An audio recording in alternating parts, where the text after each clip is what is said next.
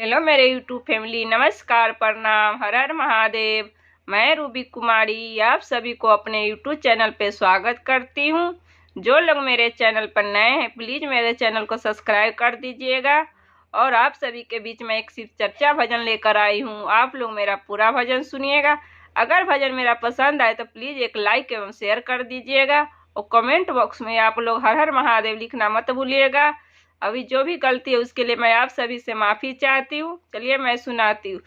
के जे गैले मधुबन हो के रोदन पसारे के जे गैले मधुबन हो के रोदन पसारे हमू चलब रौरे संगवानु हो हम चरण दबा आईब हमू चलब रौरे संगवानु हो हम चरण दबाई।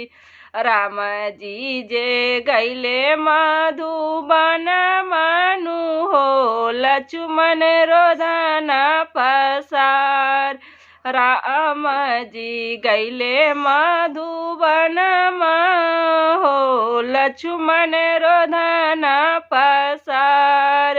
हमू चलब रौरे संगवानु हो हम चरण दबा आईब हमू चलब रौरे संगवानु हो रौ चरण दबाईब के जे पोखर खनाइले हो के घट बनवावे के जे पोखर रखना वाले हो के घट बनवावे के करेले असलन हो देखी जीरदा जूरा के जे करे असलन हो देखी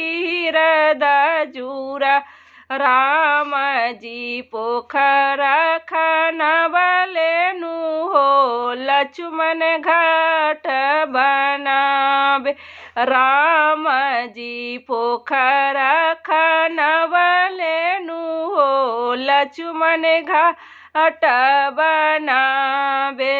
सीता सुंदर करे असलन मनु हो देखी रे दिया जुराए। सीता सुंदर करे असलन मनु हो देखी के हृदय जुरा के जे लावे सुखी लकरीनु हो के ही चूल्हा जरावे के जे लावे सुखी लकरीनु हो के ही चूल्हा जरावे के ही बनावेलन भोजनियानु हो के ही भोगवा लगावे के ही बनावे लेन भोजनियानु हो के ही भोगवा लगावे। लक्ष्मण जे लावे सुखी लकरी न हो सीता चूल्हा बनावे। लक्ष्मण जे लावे सुखी लकरी नु हो सीता चूल्हा बना।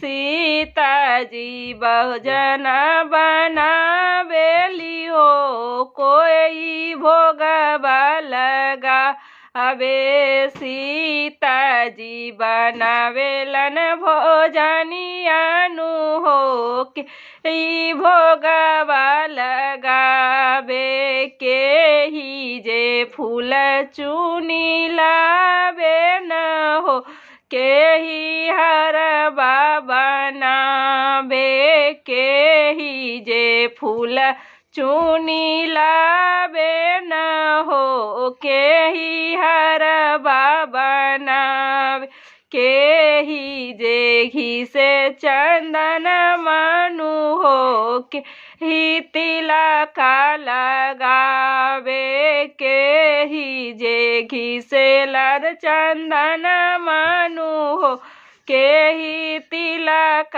लगावे सीता जे फूल चुनी लावे न हो उहे हर बनावे सीता जे फूल चुनी लावे न हो उहे हर बनावे हछुमन घिसे ला चंदन मानु हो राम तिलक लगा लक्ष्मण घिसेला चंदन मानु हो राम तिलक लगावे के ही जे गैले मधुबन मानु हो के ही रोधन पसारे हमू चलब रहू रे संगवानु